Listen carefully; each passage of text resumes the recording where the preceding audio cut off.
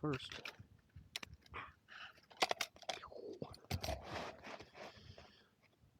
Perfect.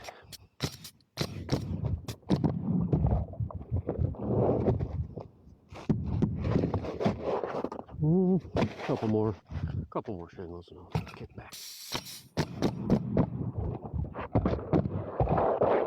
You guys see that I skipped that nail until here. It's just so I can make sure I'm not nailing in the seam.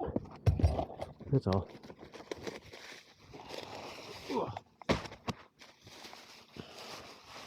Looking good so far.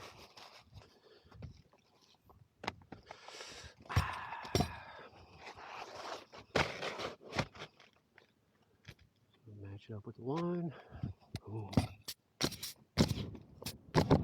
See, I won't nail that till in a minute. Just because I don't want any nail right here. I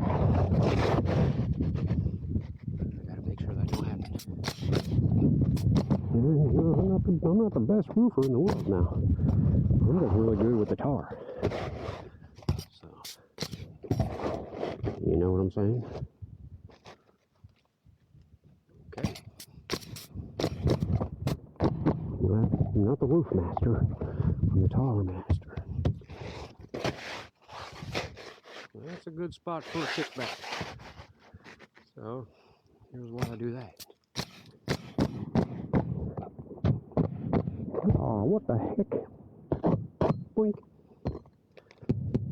Alright, I don't like that. There must be something under there.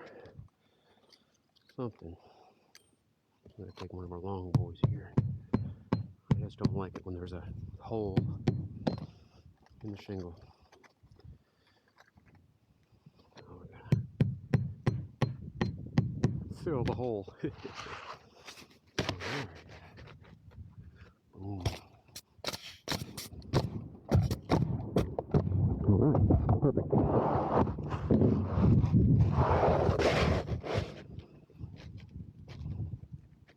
Oh yeah. And personally, I kind of like weaving the valley. It's pretty simple. You know, the only way you can really mess it up is by not laying your shingle straight. As you guys will see, I do a pretty good job making these weave valleys perfect. Okay. Let's crack open another bundle.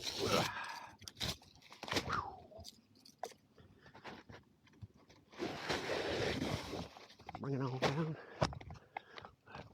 I like to scoop my way up the valley here. I don't bend over to do this part. It gives my back a little bit of a break.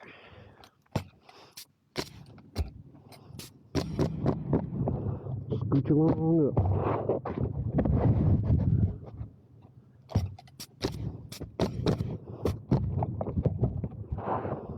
I'm about ready for another kick back here. Come on, get up there. Perfect.